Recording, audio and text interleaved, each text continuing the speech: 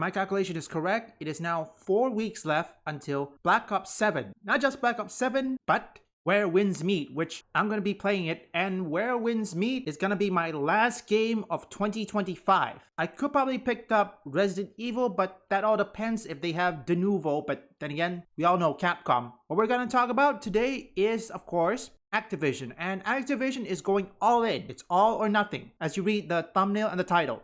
It's no secret these two games are competing. This is the craziest time that fans have had in ages, solely because these two companies, Activision and EA, they want you squarely focused on their game and not paying attention to the other one whatsoever.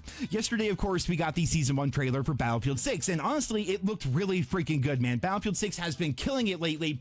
Well, wouldn't you know it, just one day later, one day after that reveal, Activision decided to release a bunch of teasers for Season 1 of Black Ops 7, even though that game doesn't actually come out for another 3 weeks. Season 1 for Black Ops 7. Hang on a sec, 3 weeks. Let's see, today, 1, 2, yeah, maybe 3 weeks. That would be my mistake. Yeah, 3 weeks or less than 3 weeks by now. Look, competition is good. Here's the thing. I've heard some people saying that Battlefield 6 player count dropped and it's a bad thing, which that person who said that didn't know that player count is expected to drop after a weekend. We gamers, we're human at the end of the day, okay? Most of us, most people who plays video games such as Battlefield 6 and all that, we have our own lives, okay? You can't expect us to play video games every single time. And also, not everyone plays new games, okay? Which I'm gonna be covering this soon, maybe in the next video. There was a YouTuber called Clayton Morris, I believe. Twitch viewerships for classic, or in this case, old classic video games sometimes rivals or surpasses brand new releases in terms of viewership. You ask yourself that. Why is that? Like 2 months away from now, but because so many people were talking about Battlefield, Activision released all this stuff to try to get people to talk about Call of Duty instead. Like, these two companies here are freaking at war, and two things are for sure here. Number A, Black Ops 7 Season 1 is objectively going to be the biggest season in Call of Duty history, and number B, it's all thanks to Battlefield, man, making sure that Activision actually comes correct this time around. So even if you just only play COD, you don't like Battlefield whatsoever, I mean, that's cool. Even if you're that person, you have to thank Battlefield, man, because if it was not for them, we would just have a repeat of Black Ops 6 and the entire disaster that game was, right? So Battlefield is certainly making Call of Duty better. Now, a lot of you might remember the leaks and rumors that came out a while ago, which were claiming that Season 1 of Black Ops 7 was going to be crazy, right? It was going to be the biggest season in COD history. I remember the Ghost of Hope talking about it, a number of other leakers I saw talking about it as well, and apparently the content was going to be so insane that it was almost going to feel like too much, you know, like too much content all at once, like it was going to be crazy. Well, today we got the official roadmap, and I've got to be honest, like, it doesn't look like it's going to be too much, but it does look pretty damn good. It's actually quite comparable to a few seasons that we've had in Call of Duty's years past. So while yes, it is the biggest, I think a lot of us, myself included, sort of overhyped the season based on those leaks and those initial rumors and things like that. I think the thing that really gets me here is how they're counting the maps and what they're doing to sort of pad out their numbers. So let's just go ahead and jump right on into it, as we can read from Treyarch. Listen, before we let him continue, okay, I'm gonna put his video link in the description. Competition is good. The next problem that Treyarch and Activision has to face is cheaters. The moment Black Ops 7 release, cheaters will cheat that game like it's no tomorrow. And they're gonna find some of the game, okay? Whether there be Where Winds Meet or Battlefield 6. Because I've heard they say that the anti-cheat for Battlefield 6 is working. Again, like I said, I apologize if I had to let the video run way longer, because there are times where you have to let the creator cook. And there are times where you have to let, or in this case, go through every creator's rant, temper tantrum, and all that sort. That's just how it is. Year in Black Ops history starts with Black Ops 7 launch, and it's just the beginning. Season 1 will be our most massive season yet, 18 multiplayer maps and 2 zombies experiences on November 14th, Nuketown 2025 on November 20th, 7 multiplayer maps in Season 1, 3 zombies maps in Season 1, and even more to be announced. And right from the get there, guys, holy shit, that does sound like a lot. Like, Battlefield 6 really got these guys to get their act together,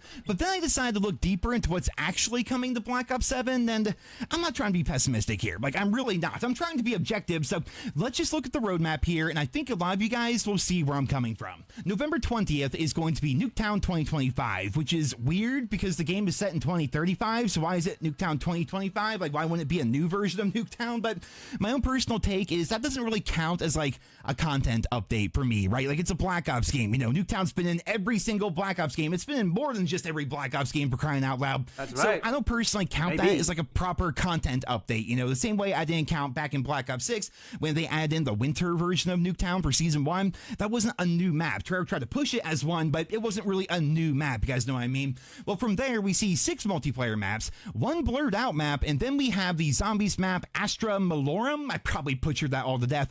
I read online somewhere it stands for Stars of Evil. I don't know, it's just what I read. It looks pretty cool, but I think the big takeaway here is they're kind of like padding out their numbers a little bit, right? Okay. When you really look at Season 1, what really is there, you know? Like, there are 4 new multiplayer maps, and then likely 3 map remakes from Black Ops 2. We're not entirely sure what the blurred map is going to be, but they have been teasing a lot of remakes lately, and one that they haven't shown so far is Yemen, despite them talking about it quite a bit. So that could be Yemen, but the image doesn't really look like Yemen to me. But for the sake of argument here, we're just going to call the blurred map a remake solely because of how many times Matt Scrons has been teasing Black Ops 2 remakes over the course of the past couple of weeks. I also think it's important to remember that they're not reimagining these maps. These are the exact same maps as before, and most of these were recently remade with Black Ops Cold War. You know, things like Hijack and Standoff, they've been remade countless times, though I would like to say it is very nice to see a forgotten classic like Meltdown return. Maybe I'm the problem here, but after dealing with remake after remake after remake for the past 5 years, hell, even going back to a game like Black Ops 4, which I love that game, freaking amazing title,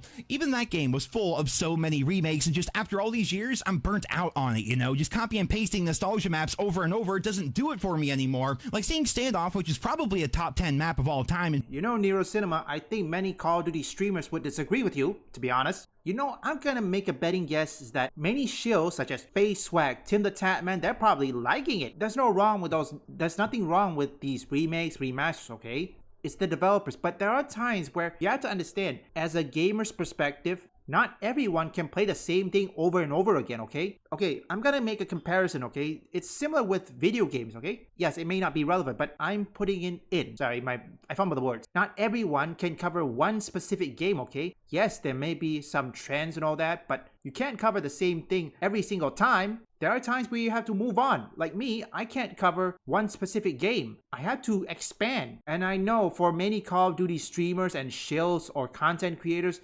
expanding means they'll lose their audience, which understandable, but there are times you have to branch out. You cannot focus on one specific game, okay? Go same for this map. Yes, remakes and remastered for those maps is good.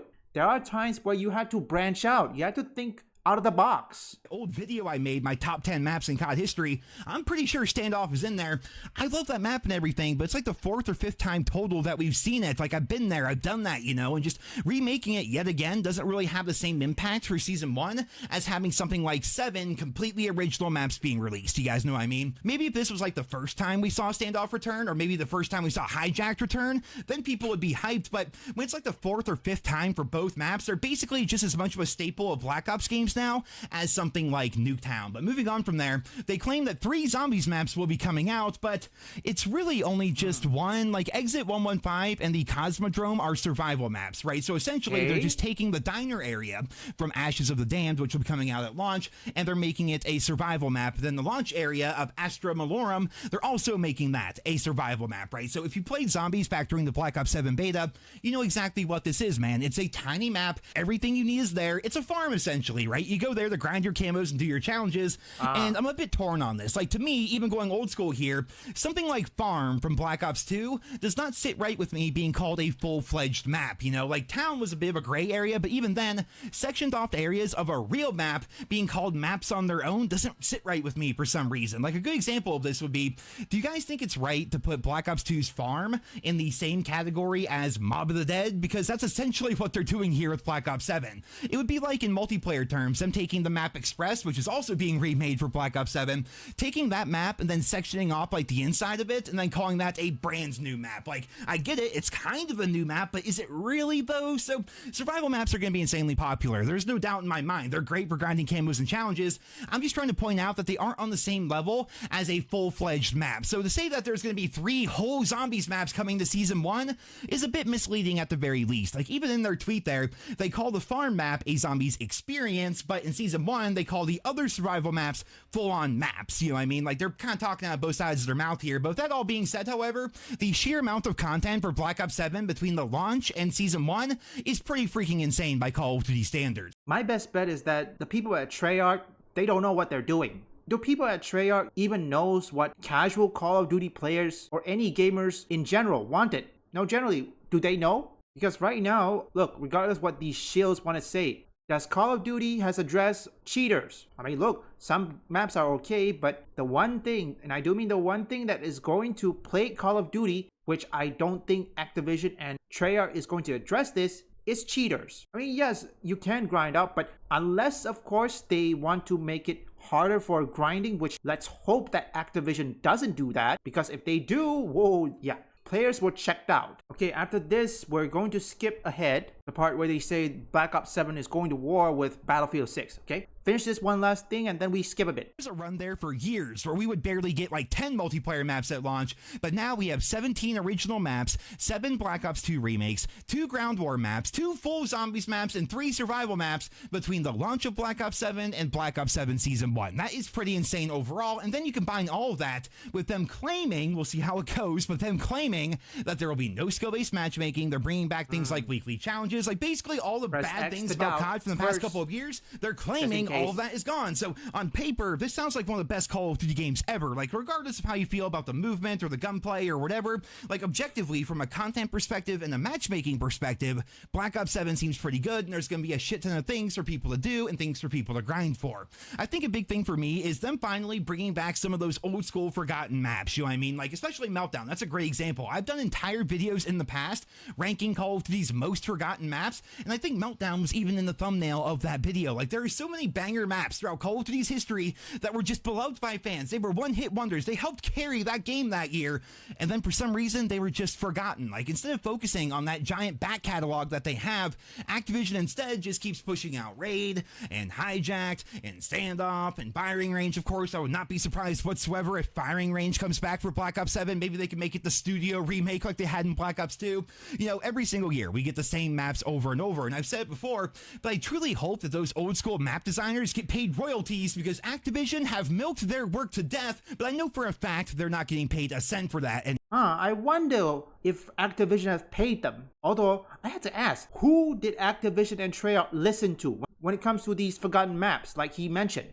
I mean, seriously, Activision, if the community said that they want that map back, then give it to them. You know what, I'm gonna guess Activision and Treyarch listens to Call of Duty streamers and shills such as Face Swag, Tim the Tatman, who hated the map that Nero Cinemas mentioned. Remember, just a theory. I'm gonna think that many of these maps, the streamers doesn't like it, but that's just a theory, folks. So again, don't worry, you can watch the full video, link in the description.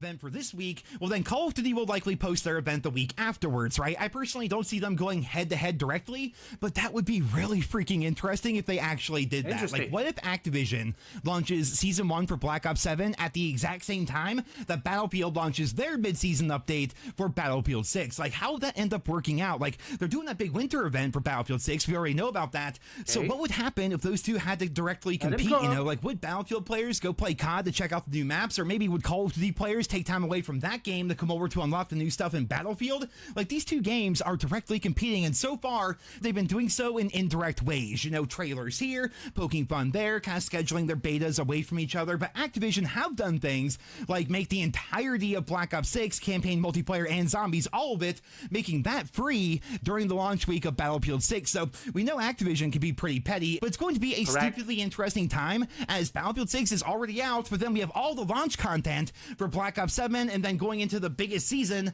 in Call of Duty history in terms of number of maps and number of weapons and things like that.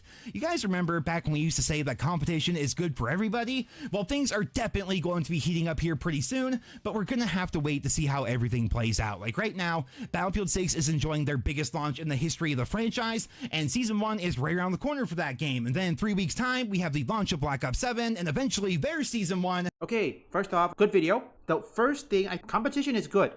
Now, the main problem right now is, of course, two things, okay? Performance issues and cheaters. These two things are important, okay? If Black Ops 7 launches broken, buggy, or in this case, riddled with performance issues, or in this case, at the second part, cheaters, because we all know Call of Duty, the recent one, such as Black Ops 6 and all that, they are riddled with cheating. And if there's cheating in Black Ops 7, every people who plays Black Ops 7 will check out. They will either play Battlefield 6 or Tormented Souls or what else? Where Winds Meet, whatever new game that is available besides Battlefield, or in this case, besides Black Ops 7. Cheating and performance issues is going to be the two main factors that will decide whether Call of Duty succeed or not. Regardless what you want to say, whether you want to say it's console or not, console exclusive, whatever, the main platform is PC. And if there's cheating, the console's not going to do much better. Again, competition is good. So Battlefield 6, congratulations, you did good. Keep doing what you do best. But hopefully, Black Ops 7, when they launch, there will be no performance issues. If there was, it's going to be a hell of a night. That includes cheating. And cheating is going to make Black Ops 7 way worse, okay? Way worse. You're not crazy enough to shoot me! Desertion's a capital offense, Guzzo! Shooting you won't be crazy. It'll be the sanest thing I've ever done. Frank, come on now! Guys, we got ourselves a tunnel here! Looks like we got a way out. All right, we're bugging out. Move!